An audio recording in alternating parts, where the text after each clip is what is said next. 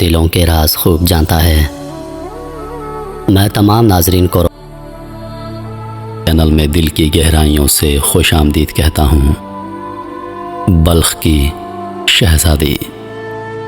شاداب وادی حسین کوثر اور دلکش مناظر کے لیے بلخ کا سارا شہر سارے جہان میں عروس البلاد کے نام سے مشہور تھا۔ موسم گرما میں دور دراز خطوں سے سیاحوں کے قافلے رواں دواں چلے آتے اور اچانک شہر کی رونق میں اضافہ ہو جاتا تھا۔ یہی جشن بہاراں کے دن تھے کہ خراسان کی طرف سے سیاحوں کا ایک کارواں اترا۔ اس قافلے میں ایک حسین نوجوان تھا۔ گردش ایام کا ستایا ہوا چہرہ ہزاروں دلکشی کے باوجود نہیں چھپتا تھا۔ پھٹے پرانے کپڑے، بکھرے بال، اداس آنکھیں۔ بہار کا موسم گزر جانے کے بعد سیاحوں کے تمام قافلے اپنے اپنے مسکن کی طرف واپس لوٹ گئے، لیکن نوجوان بلخ کی خوشگوار شام و سحر سے کچھ ایسا مانوس ہوا کہ یہیں پر سکونت اختیار کر لی۔ شاہی باغ کے قریب جھاڑیوں کے کنج میں اس نے کٹیا بنا لی اور وہیں پر رہنے لگا۔ دن بھر وہ شہر کا گشت کرتا اور شام سے پہلے اپنی کٹیا میں لوٹا تھا۔ ایک مدت سے اس کی زندگی کا یہی معمول تھا۔ باغ کے شاہی ملازمین بھی ایک فقیر سمجھ کر کبھی اس کو کچھ نہ کہتے۔ ایک دن شام کا وقت تھا۔ سورج کی آخری کرنیں کوثر کی چوٹیوں پر جھلملا رہی تھیں۔ فقیر شہر کے گشت سے واپس لوٹ چکا تھا۔ نہ جانے کیوں آج اس کا دل بے حد اداس تھا۔ طبیعت بہلانے کے خیال سے باہر نکلا اور ٹہلتا ہوا باغ میں پہنچ گیا۔ کچھ ہی دور چلا تھا کہ ایک آواز کان میں آئی، کون اجنبی چلا آ رہا ہے؟ واپس لوٹ جاؤ، کیا تمہیں خبر نہیں ہے کہ آج سلطان بلخ کی شہزادی گشت کے لیے یہاں پر تشریف لائی ہے؟ جو ہی آواز کی طرف رخ پھیر کر دیکھا، ایک ہی جلوے نے دل کا کام تمام کر دیا۔ ایک شیشہ ٹوٹا، ایک بجلی چمکی اور ایک بے نوا فقیر کا خرمن ہستی آنے واحد میں جل کر راکھ ہو گیا۔ شہزادی کنیزوں کے جھرمٹ میں آگے بڑھی۔ تلواروں کی کاٹ فولاد کی ڈھالوں پر روکی جا سکتی ہے، لیکن چشم سحر تراز کا ایک ہی تیر نمے کش پوری ہستی کو گھائل کر دینے کے لیے کافی ہے۔ نظر کی چوٹ سے فقیر بالکل گھائل ہو چکا تھا۔ بڑی مشکل سے دل تھامے ہوئے اٹھا اور کٹیا میں آ کر بیٹھ گیا۔ دل کا شکیب تو رخصت ہو ہی چکا تھا۔ آنکھوں کی نیند بھی اڑ گئی۔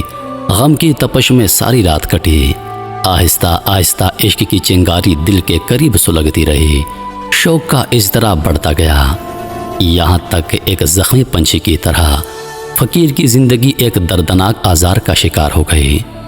کبھی کبھی مکمل سکوت، کبھی باد صبا سے ہم کلامی، کبھی مناجات سحرگاہی، ویرانے سے انس، تنہائی سے پیار، بیک وقت زندگی کا عجیب حال ہو کر رہ گیا۔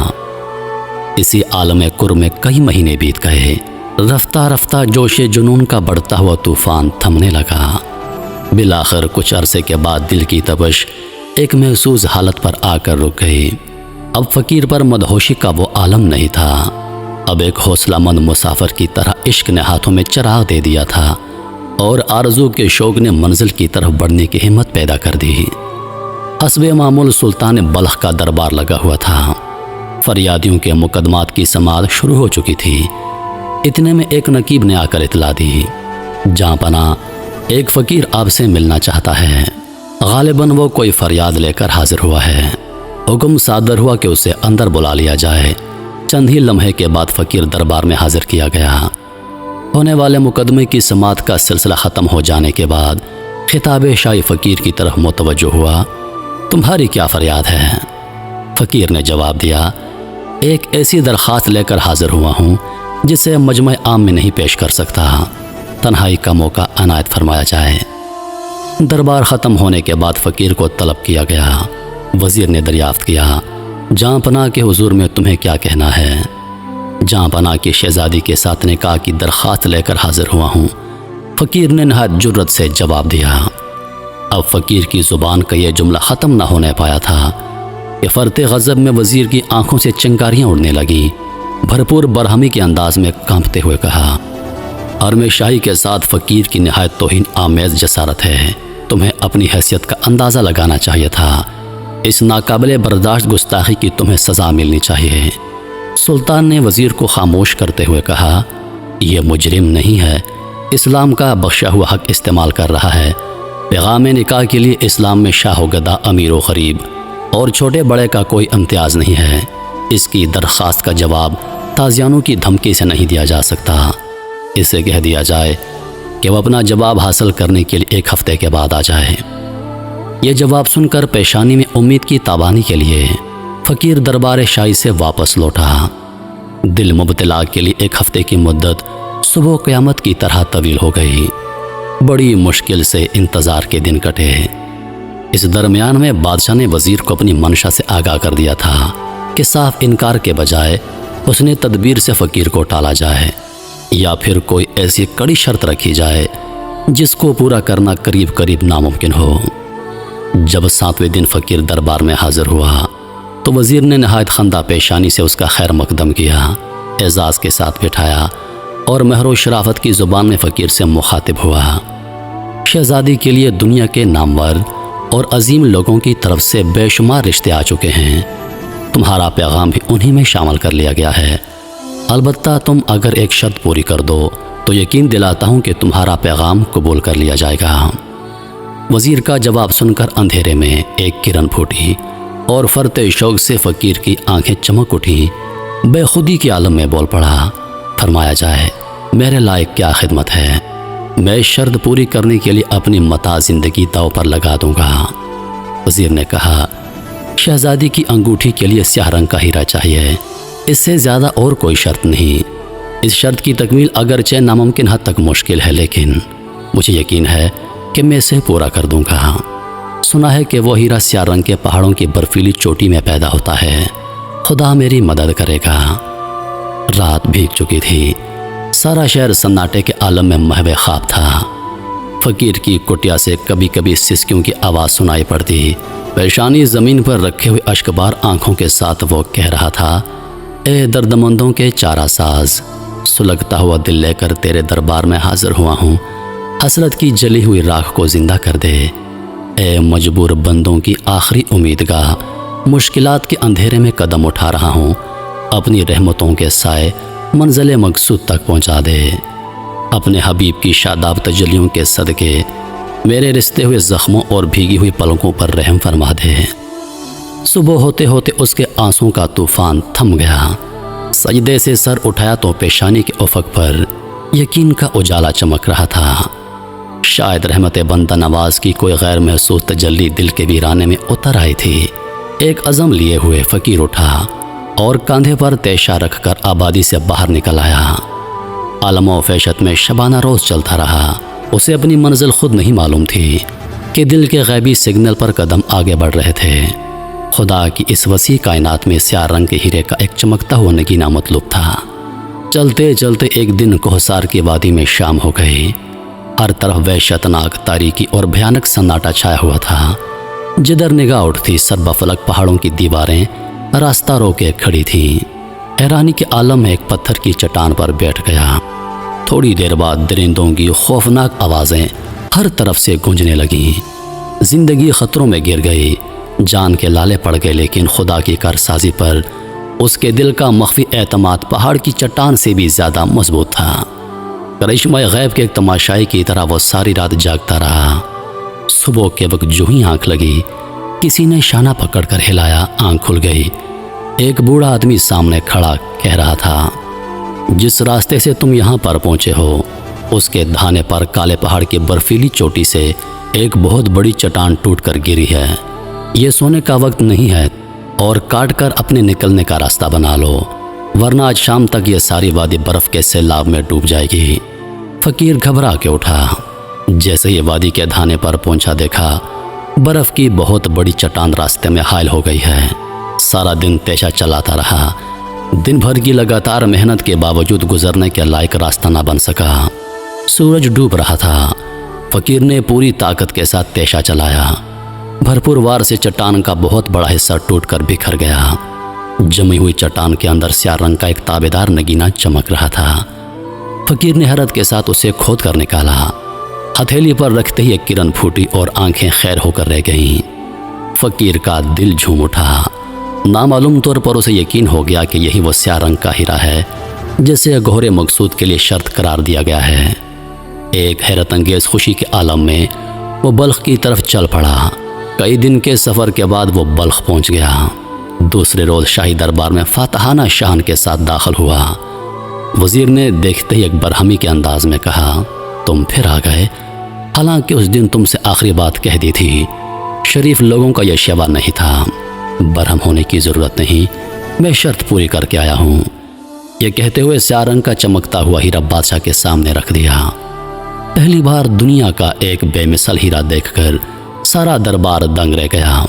بادشاہ بھی حیرت میں ڈوب گیا۔ وعدے کے مطابق فقیر نے اپنے حق کا مطالبہ کیا۔ اسے یقین تھا کہ شاید مقصود سے ہمکنار ہونے کی گھڑی قریب آ گئی ہے کہ پھر وزیر نے اسے تسلی دیتے ہوئے کہا، اس میں شک نہیں کہ تم نے طلب صادق کا حق ادا کیا ہے، لیکن ایک آخری شرط رہ گئی ہے، اسے بھی پورا کر دو تو تمہاری درخواست قطعاً منظور کر لی جائے گی۔ یقین کرو، تمہارے جذبہ صادق کی آخری آزمائش ہے، بالکل آخری۔ توقع کے خلاف وزیر کا یہ جواب سن کر فقیر کے تصورات کی دنیا بکھر گئی۔ یکایک دل کی ساری امنگوں کا خون ہو گیا، لیکن وہ عشق ہی کیا جس میں ناکامیوں کی چوٹ نہ لگے۔ ہمت ہارنا راہ الفت کے مسافر کا شیوا نہیں ہوتا۔ پھر اس نے ٹوٹی ہوئی امیدوں کو سمیٹا اور وزیر سے دریافت کیا، اچھا وہ آخری شرط کیا ہے؟ وزیر نے جواب دیا، شہزادی کے کان کے آویزوں کے لیے 2 بڑے بڑے سفید موتی مطلوب ہیں، جو رنگت و تابش میں ساری دنیا کے لیے بے مثال ہوں۔ فقیر آج دوسری بار گھائل ضرور ہوا تھا، لیکن اس کے باوجود مایوس نہ تھا۔ پھر آج کی رات پیشانیوں کی خلش اور مناجات کی گریہ وزاری میں کٹی۔ صبح ہوئی تو خدا کا نام لے کر اٹھا اور جنون عشق کی آخری مہم پر روانہ ہو گیا۔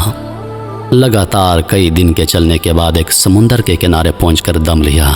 عشق کی فلک پہ ہمت بھی کیا قیامت ہوتی ہے۔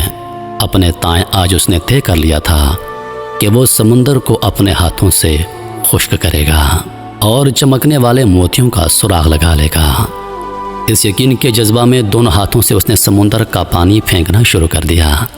اسی عالم جنون میں کئی دن گزر گئے۔ پلٹ کر دیکھا تو پہاڑوں کی طرح سر اٹھائی موجوں کا وہی عالم شباب تھا، لیکن قربان جائیے عقید عشق کی حیرت گری کے کتنی کھلی ہوئی ناکامی کے باوجود سمندر پر فتح پانے کا عزم ذرا برابر متزلزل نہیں ہوا تھا۔ کئی دن کی مسلسل محنت سے اس کے بازو شل ہو چکے تھے۔ سمندر کے بجائے جگر کا خون جلتے جلتے خشک ہو چلا تھا۔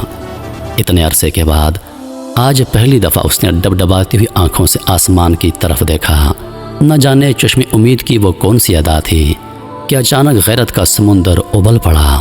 نظر جھپکی تو موجوں کا ایک ریلا جگمگاتے ہوئے موتیوں کا ڈھیر کنارے پر ڈال کر واپس جا رہا تھا۔ پرتے مسرت سے فقیر کی روشن پیشانی سجدہ شرک کے اضطراب میں بوجھل ہو گئی۔ آج کامیابی سے زیادہ شان رحمت کی چاراگری پر وہ نازاں تھا۔ اب مجاز حقیقت کی طرف پڑھنے کا اسے سراغ مل چکا تھا۔ سجدہ شکر کی لذتوں سے شاد کام ہونے کے بعد موتیوں کا ڈھیر دامن میں رکھ لیا اور فتح مندی کے سرور میں جھومتا ہوا بلخ کی طرف چل پڑا۔ آج وہ قدموں کے بل پر نہیں دوڑ رہا تھا، ہوا کے دوش پر چل رہا تھا۔ بلخ پہنچ کر سیدھا شاہی محل میں داخل ہوا۔ بھرے دربار میں بادشاہ کے پایا تخت کے سامنے دامن کے سارے موتی بکھیر دیے۔ تڑپتی آنکھوں کی جگمگاہٹ سے دیکھنے والوں کی چکا چوند ہو گئی۔ حیرت سے سارے درباریوں پر سکتے کا عالم طاری تھا۔ اب وہ ساری شرطیں پوری کر چکا تھا اور نہایت بےتابی کے ساتھ مزدہ جان فراں کا انتظار کر رہا تھا کہ وزیر نے پھر اس کے جذبہ شوق کے ساتھ مذاق کیا، پھر اس کی شاداب امیدوں کا خون بہایا۔ وزیر نے کہا، تم نے ساری شرطیں پوری کر دی، لیکن ذرا غور کرو، ایک گمنام فقیر اور ایک معزز شہزادی کے درمیان کتنا بڑا فرق ہے۔ اس لیے بہتر ہے کہ تم اپنے جنون سے دستبردار ہو جاؤ۔ شاہی خاندان کے اعزاز کو صدمہ پہنچا کر تم کبھی سرخرو نہیں ہو سکو گے۔ وزیر کا یہ جواب ایک تیر کی طرح فقیر کے سینے میں پیوست ہو گیا۔ دل کا وہ آبگینہ جو مایوسیوں کی زد سے بچا بچا کر رکھا تھا، اچانک چھن سے ٹوٹ گیا۔ پہاڑوں اور سمندروں کا فاتح آج کامیابی کی منزل کے قریب پہنچ کر شکست کھا چکا تھا۔ یک بیک شاہی محل میں شور برپا ہوا۔ بدحواسی کے عالم میں ایک کنیز نے آ کر خبر دی کہ اچانک شہزادی بے ہوش ہو چکی ہے، نبض ٹھنڈی ہو رہی ہے اور آنکھیں پتھرا گئی ہیں۔ سارے محل میں کوہرام مچا ہوا ہے۔ بادشاہ کے پہنچتے پہنچتے شہزادی کی زندگی کا چراغ گل ہو چکا تھا۔ اس حادثے پر ہر طرف صف ماتم بچھ گئی، سارا دربار سوگ میں ڈوب گیا، شدت غم سے بادشاہ پاگل ہو گیا۔ اس خبر سے سارے شہر میں ایک سکتے کا عالم طاری ہو گیا۔ فقیر کے پہلو میں حسرتوں کی ایک لاش جو پہلے ہی موجود تھی، اب امیدوں کی آخری لاش بھی اسے اٹھانی پڑی۔ اس قیامت خیز واقعے پر مملکت کا ہر شخص سوگوار اور آبدیدہ تھا، لیکن حیرت یہ تھی کہ فقیر کے چہرے سے اضطراب کی کوئی علامت نہیں ظاہر ہو رہی تھی۔ جب تک شہزادی کی تجہیز و تکفین کا سامان ہوتا رہا، فقیر سر جھکائے ساکت اور خاموش بیٹھا رہا۔ جب جنازہ شاہی محل سے روانہ ہوا تو ہمراہ چلنے والوں میں یہ بھی شامل ہو گیا۔ شہر کے سب سے وسیع میدان میں لاکھوں کے ہجوم میں نماز جنازہ کی ادائیگی کی گئی اور شام ہوتے ہوتے شاہی قبرستان میں شہزادی کو سپرد خاک کر دیا گیا۔ افسوس کہ ناز و ادا اور جمال و زیبائی کا ایک گلرانہ آج کئی من مٹی کے نیچے دبا دیا گیا۔ یہ تنہا ایک شہزادی کی موت نہیں تھی، ساتھ ساتھ بے شمار امیدوں کی موت ہو گئی۔ رات کی زلف و سیاہ کمر سے نیچے ڈھل چکی تھی، سارا شہر سوگوار اداسیوں میں ڈوبا ہوا تھا۔ تنہا ایک فقیر اپنی کٹیا میں جاگ رہا تھا۔ یک بیگ سناٹی کی بھرپور خاموشی میں تیشا لیے ہوئے اٹھا اور سیدھا شاہی محل کے قبرستان میں داخل ہو گیا۔ تاج عشق نے اسے بے انتہا حوصلہ مند بنا دیا تھا۔ آستین چڑھاتے ہوئے آج وہ موت سے لڑنے آیا تھا۔ اپنے جنون پر یقین کے سہارے آج اسے تقدیر کا فیصلہ بدلوانا تھا۔ سب سے پہلے گھٹنا ٹیک کر اس نے شہزادی کے مدفن کی خاک کا بوسہ لیا۔ اس کے بعد جلد از جلد قبر کی مٹی ہٹائی۔ چونکہ قبر بالکل تازہ تھی، اس لیے جلد ہی تختے تک پہنچ گیا۔ چند تختے کھولنے کے بعد جو ہی کفن کا آنچل نظر آیا، اس کے ضبط کا پیمانہ چھلک اٹھا۔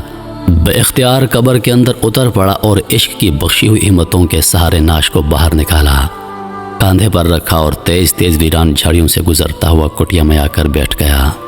کاندھے سے ناش اتار کر انتہائی حفاظت اور احترام کے ساتھ ایک گوشے میں لٹا دیا۔ اب عشق کا فرشتہ ایک ٹھنڈی لاش کے اندر زندگی کی تپش واپس لانے کے لیے آسمان کی طرف مائل پرواز تھا۔ آنسوؤں میں نہائی دعا جو ہی عرش سے ٹکرائی، اچانک کٹیا کے دروازے پر کسی کے قدموں کی آہٹ محسوس ہوئی۔ آنے والا اپنی باز و قطع سے کوئی طبیب معلوم ہو رہا تھا۔ سر پر دواؤں کا بوجھ لادے ہوئے اس کے ہمراہ ایک ملازم بھی تھا۔ کٹیا کے اندر داخل ہوتے ہی طبیب نے شہزادی کا کفن اٹھایا، نبض پر ہاتھ رکھا اور فقیر کو آواز دی، وقت کی قیمتی مہلت ضائع مت کرو، زندگی کی واپسی کی توقع گھڑی دو گھڑی کے مہمان ہے۔ شہزادی کی موت نہیں ہوئی، سکتے کی حالت طاری ہے۔ زنبیل سے دوا کی ایک شیشی نکال کر فقیر کو دیتے ہوئے کہا، نہایت تیزی کے ساتھ شہزادی کے تلووں پر اس کی مالش کر دو۔ اب فقیر کی پر امید نگاہوں کا عالم قابل دید تھا۔ ادھر اس نے دواؤں کی مالش شروع کر دی، ادھر طبیب کی نگاہیں شہزادی کے چہرے پر جم گئیں۔ چند لمحے بعد اچانک شہزادی کے جسم میں ایک حرکت پیدا ہوئی۔ فقیر یہ کرشمہ حیرت دیکھ کر خوشی سے پاگل ہو گیا۔ طبیب نے پھر ایک سیال دوا کی شیشی اٹھائی اور شہزادی کی ناک میں اس کے چند قطرے ٹپکائے۔ فوراً شہزادی کو ایک چھینک آئی اور شہزادی نے آنکھیں کھول دیں۔ اچانک ایک اجنبی ماحول میں اپنے آپ کو دیکھ کر شہزادی حیران رہ گئی۔ کفن کے آنچل سے منہ ڈھانپتے ہوئے کہا، میں اس وقت کہاں ہوں؟ میرے ساتھ کیا واقعہ پیش آیا تھا؟ جلدی بتاؤ، دماغ پاگل ہو رہا ہے۔ فقیر نے اپنے جذبات پر قابو پاتے ہوئے جواب دیا، کسی بات کا اندیشہ نہ فرمائیے، آپ اس وقت ایک محفوظ پناہ گاہ میں ہیں۔ اور اس کے بعد تفصیل وار شروع سے آخر تک سارا واقعہ بیان کر دیا۔ وہ بیان کرتا رہا اور شہزادی حیرت میں ڈوبی سنتی رہی۔ سارا ماجرا سن لینے کے بعد شہزادی کو عشق صادق کی حمایت میں قدرت کی کار فرمائی کا یقین آ گیا۔ لجاتی ہوئی آواز میں وہ مشکل تمامی الفاظ منہ سے نکل سکے، پردہ غیب کی چارہ گری جس خواب کی پشت پناہی کر رہی ہے، اب اسے شرمندہ تعبیر ہونے سے کوئی نہیں روک سکتا۔ طبیب نے مداخلت کرتے ہوئے کہا، تو پھر کیا دیر ہے؟ میرے خیال میں ایک لمحے کے لیے بھی ماحول کا غیر محرم رہنا مناسب نہیں معلوم ہوتا۔ یہ کہتے طبیب نے فقیر کو سامنے بٹھایا اور اپنے ساتھ ملازم کو شاہد بنا کر ایجاب و قبول کی رسم ادا کر دی اور ایک فرشتہ غیب کی طرح دعا مانگتا ہوا نگاہوں سے اوجھل ہو گیا۔ آج فقیر کی فاتحانہ مسرتوں کا اندازہ لگانا مشکل تھا۔ خوشی کے آنسوں سے آنکھیں بھری ہوئی تھیں اور بار بار زبان سے یہ الفاظ مچل رہے تھے: خداوند تیری شان بندہ نوازی پہ قربان، یہی میں شفایاب بھی ہو گیا ہوں۔ سچ فرمایا تیرے رسول محترم نے کہ تیرے کرم پر بھروسہ کرنے والے کبھی نامراد نہیں ہوتے۔ فقیر کی زندگی کا آج نیا دور شروع ہو چکا تھا۔ رفتہ رفتہ خوشحالی کے دن سنورنے لگے، مستقبل کا چہرہ نکھرنے لگا۔ شریک غم ساتھی کی طرح شہزادی نے فقیر کے ساتھ اپنی رفاقت کا حق ادا کر دیا۔ نہایت خندہ پیشانی کے ساتھ شاہی زندگی غربت و افلاس کے سانچے میں ڈھل گئی۔ کسی حال میں بھی پیشانی پر بل نہ آیا۔ کئی سال گزر گئے، لیکن شہزادی نے اپنے دوبارہ جی اٹھنے کے راز سے کسی کو باخبر ہونے نہیں دیا۔ فقیر کی جھونپڑی سے شاہی محل کا فاصلہ کچھ زیادہ دور نہیں تھا۔ اسے یقین تھا کہ وہ صرف فقیر کے لیے زندہ کی گئی ہے، اس لیے زندگی کا دائرہ عام و وسیع نہیں کرنا چاہتی تھی۔ خاندان کی لاڈلی بیٹی کے انتقال کے بعد شاہی محل پر ہمیشہ کے لیے غم چھا گیا۔ دربار کی رونقیں سرد پڑ گئیں۔ بیٹی کے غم میں بادشاہ کی زندگی مرجھائے پھول کی طرح ہو چکی تھی۔ اب وہ نہ چہل پہل تھی اور نہ وہ شاہانہ کروفر کا اہتمام تھا۔ طبیعت سادگی کی طرف مائل ہو گئی۔ دینی مشاغل سے دلچسپیاں بڑھنے لگیں۔ مسجدوں کی تعمیر اور مدرسوں کا قیام کرنے لگا۔ ہفتے کا ایک دن تعلیمی اور فلاحی اداروں کا معائنہ کرنے کے لیے مخصوص تھا۔ آج ایک مکتب کی سالانہ تقریب تھی۔ تمام بچے صاف ستھرے لباس میں بادشاہ کے خیر و مقدم کے لیے کھڑے تھے۔ جو ہی بادشاہ کی سواری آئی، تمام بچوں نے جھک کر سلام کیا۔ ناگہاں بادشاہ کی نظر ایک 4 سالہ بچے پر پڑی اور دل اس کی طرف کھنچنے لگا۔ بار بار اسے دیکھنے کی خواہش مچلنے لگی۔ بالآخر اسے پاس بلا کر بٹھا لیا اور مولم سے دریافت کیا: اتنا خوبصورت بچہ، اتنا دلکش چہرہ میری نظر سے پہلی بار گزرا ہے۔ یہ کسی ارجمند باپ کے چمن کا پھول ہے۔ مولم نے جواب دیا: بادشاہ سلامت، اسے مدرسے میں داخل ہوئے چند دن ہوئے ہیں۔ اس کا باپ اسے لے کر آیا تھا، جو ظاہری طور پر مسکین آدمی معلوم ہوتا تھا۔ بادشاہ حیران تھا، ایسا روشن تابندہ بچہ کیوں کر پیدا ہو گیا۔ چلتے وقت مولم کو ہدایت کر گیا کہ اس کے باپ کو بچے کے ہمراہ دربار میں حاضر کیا جائے۔ شام کو مولم نے بادشاہ کا حکم فقیر کو پہنچاتے ہوئے تاکید کی کہ وہ اپنے بچے کو لے کر دربار میں فوراً حاضر ہو جائے۔ فقیر نے جب شہزادی سے اس کا تذکرہ کیا تو یکایک اس کے چہرے کا رنگ بدل گیا۔ رہ رہ کر اسے محسوس ہونے لگا کہ شاید مشیت الہی ایک سربستہ راز کو بے نقاب کر دینا چاہتی ہے۔ حاکم کا حکم تھا۔ دوسرے دن بچے کو بنا سوار کر باپ کے ہمراہ کر دیا۔ پیدائشی حسن کی رونق کیا کم تھی کہ اب ظاہری آرائش نے اسے نگار خانہ قدرت کا شاہکار بنا دیا۔ بچے کو ہمراہ لے کر جب فقیر اپنا بھیس بدل کر دربار میں حاضر ہوا تو بیک وقت سینکڑوں نگاہیں بچے کی طرف گئیں۔ چہرہ جمال کی تابندی اور جلوہ خداداد کی دلکشی دیکھ کر ہر شخص دم بخود رہ گیا۔ بادشاہ کے جذبہ شوق کا عجیب حال تھا۔ تختے شاہی سے اٹھ کر بچے کو گود میں بٹھا لیا۔ نامعلوم طور پر دل کی کشش تیز ہو گئی، رگوں کا خون جوش مارنے لگا۔ دربار کو منتظر چھوڑ کر آج پہلی بار بادشاہ حرام سرام داخل ہوا۔ ملکہ دوڑی ہوئی خدمت میں حاضر ہوئی۔ ہمراہ ایک مانوس شکل و صورت کا بچہ دیکھ کر ملکہ حیرت میں پڑ گئی۔ بار بار اسے دیکھ رہی تھی، بے ساختہ بول اٹھی: ذرا غور سے دیکھیے، اس کی پیشانی اور ہونٹ ہو مرحوم شہزادی کی طرح ہیں۔ جیسے بھی ممکن ہو یہ بچہ مجھے دلا دیا جائے۔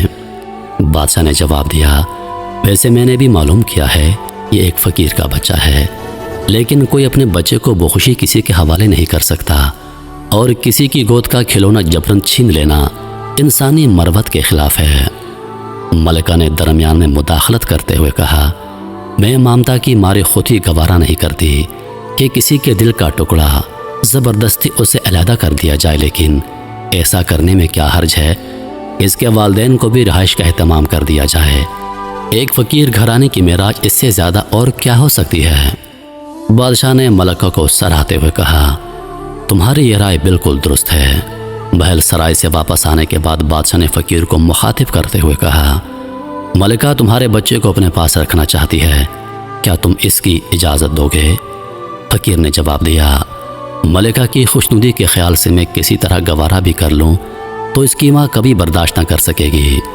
وہ غریب بے موت مر جائے گی۔ جہاں پناہ بادشاہ نے تسلی آمیز لہجے میں کہا، میں بچے کو ماں سے علیحدہ کرنا نہیں چاہتا، لیکن اگر محل کے گوشے میں تم لوگوں کی رہائش کا اہتمام کر دیا جائے تو کیا حرج ہے؟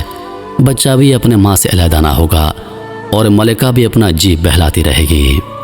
فقیر نے کہا، میں واضح طور پر نہیں کہہ سکتا کہ کیا میری بیوی اس بات کو تسلیم کرے گی، کیونکہ مسکینوں کے لیے شاہی محل کبھی راس نہیں آتے۔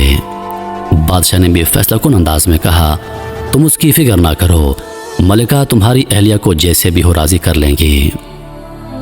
محل کے عقبی دروازے کے اندر شاہی بیگمات کی مخصوص پالکی رکھی جاتی تھی۔ شاید آج ملکہ کہیں جانے والی تھیں۔ خواصوں کے جھرمٹ میں آ کر ملکہ بیٹھ گئی اور شاہانہ کروفر کے ساتھ پالکی آگے بڑھی۔ راستے کی پیشوائی کرنے والا خواجہ سراؤں کا ایک دستہ آگے آگے چل رہا تھا۔ دریافت کرنے پر معلوم پڑا کہ ملکہ کسی فقیر کی جھونپڑی میں جا رہی ہے۔ اس خبر کو جس نے سنا وہ حیرت میں ڈوب گیا۔ پالکی شاہی باغ کے قریب پہنچ چکی تھی۔ فقیر کی جھونپڑی تک جانے والا راستہ نہایت پرپیچ تھا۔ ایک خواجہ سرا نے آگے بڑھ کر فقیر کو آواز دی۔ فقیر اپنی جھونپڑی سے گھبرایا ہوا باہر نکلا۔ آج پہلی مرتبہ دروازے پر ایک پالکی دیکھ کر اسے حیرت ہو گئی۔ خواجہ سرا نے فقیر کو مطلع کیا کہ پالکی میں ملکہ تشریف لائی ہیں، وہ تمہاری اہلیہ سے ملنا چاہتی ہیں، جلدی باہر آؤ۔ یہ خبر سن کر فقیر کا دل دھک سا ہو گیا۔ بدحواسی کے عالم میں شہزادی کو اطلاع دی، سالہ سال مخفی راز آج بے نقاب ہونا چاہتا ہے، اب چھپنے کی کوئی گنجائش نہیں ہے۔ عقل معاف ہو گئی، خون سوکھ گیا، دل کی دھڑکن تیز ہو گئی۔ اس عالم میں شہزادی دم بخود کھڑی تھی کہ ملکہ جھونپڑی کے اندر داخل ہو گئی۔ پہلی نظر پڑتے ہی آنکھ جھپک گئی، دوبارہ کھلی تو سکتے کا عالم طاری ہو گیا۔ تھوڑی دیر کے بعد منہ سے چیخ نکلی شہزادی، فوراً دوسری چیخ بلند ہوئی۔ نظر کا مشاہدہ دل مان گیا تھا، لیکن دماغ انکار کر رہا تھا۔ دفنائی ہوئی بیٹی کیوں کر زندہ ہو سکتی ہے؟ مرنے کے بعد آج تک کون واپس لوٹا ہے؟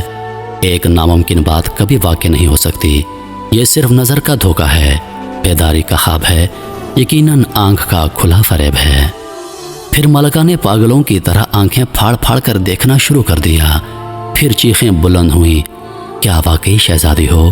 میری لختی جگر ہو، میری آنکھوں کی روشنی، ہائے آج میری نگاہوں کو کیا ہو گیا ہے؟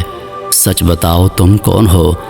شہزادی نے بھرائی ہوئی آواز میں کہا، یقین کیجئے میں سچ مچ آپ کی شہزادی ہوں، میں آپ کی وہی بدنصیب بیٹی ہوں جسے مردہ سمجھ کر دفنا دیا گیا تھا۔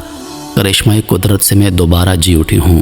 حیرت نہ کیجئے، عشق کی غیبی توانائی مجھے عالم برزخ سے یہاں تک کھینچ لائی ہے۔ میں صرف ایک سچے اللہ والے فقیر کے لیے زندہ کی گئی ہوں، شاہی محل کے لیے میں آج بھی مردہ ہوں۔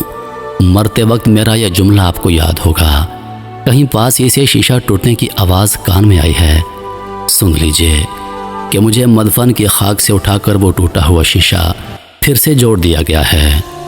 اس کے بعد شہزادی نے تفصیل کے ساتھ تمام کہانی سنا دی۔ دل تو پہلے ہی مومن تھا، اب دماغ نے بھی اس واقعے کو قبول کر لیا۔ اب بات جھونپڑی سے باہر نکل چکی تھی۔ بجلی کی طرح سارے شہر میں یہ خبر پھیل گئی کہ 4 سال مری ہوئی شہزادی اچانک جی اٹھی ہے۔ بادشاہ نے سنا تو فرتے خوشی میں پاگل ہو گیا۔ آگے پیچھے سارا شہر فقیر کی جھونپڑی کی طرف چل پڑا۔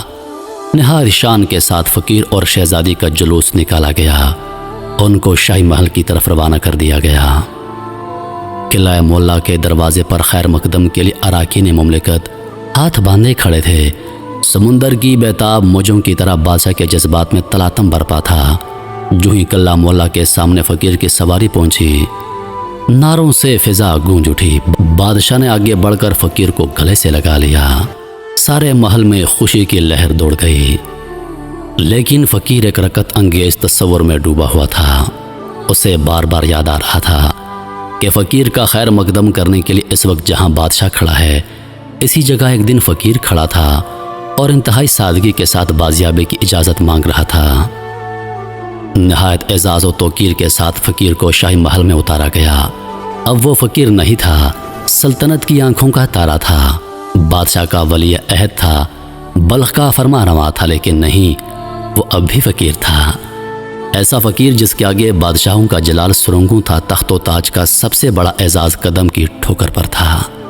تاریخ ولایت میں فقیر کا نام حضرت ابراہیم بن ادھم رحمۃ اللہ علیہ ہے۔ محترم ناظرین، کہانی کا سبق یہ ہے کہ جب اللہ پر بھروسہ مضبوط ہو، جب اپنے اللہ پر یقین پختہ ہو، تو سمندر بھی راستہ دے دیا کرتا ہے، مردے بھی اللہ پاک زندہ کر دیتا ہے، آگ بھی ٹھنڈی پڑ جاتی ہے، پہاڑ بھی راستہ دے دیتا ہے، اور ایسے ایسے واقعات رونما ہو جاتے ہیں جن کو عقل نہیں مانتی۔ بس اپنے اللہ پر بھروسہ کیجئے، اپنے اللہ پر یقین کیجئے، وہ ہر مشکل سے آپ کے لیے راستہ نکالے گا، وہ ایسے ایسے واقعات آپ کی زندگی میں رونما کرے گا کہ عقل نہیں مانے گی۔ جیسے بھی حالات ہوں، مشکل ہو، سختی ہو، پریشانی ہو، بس اپنے پروردگار پر یقین کیجئے، وہ آپ کے لیے بہترین راستہ نکالے گا۔ کبھی مایوس مت ہوئیے، کیونکہ اللہ فرماتا ہے کہ مایوسی گناہ ہے۔ انہی لفظوں کے ساتھ میں اجازت چاہوں گا، اس امید کے ساتھ کہ سانسوں نے وفا کی تو اگلی بار ایک اور ویڈیو لے کر آپ کی خدمت میں حاضر ہوں گا۔ تب تک کے لیے خدا حافظ۔ اللہ پاک آپ سب کا حافظ و نگہبان۔ ہنستے رہیے اور ہمیشہ مسکراتے رہیے۔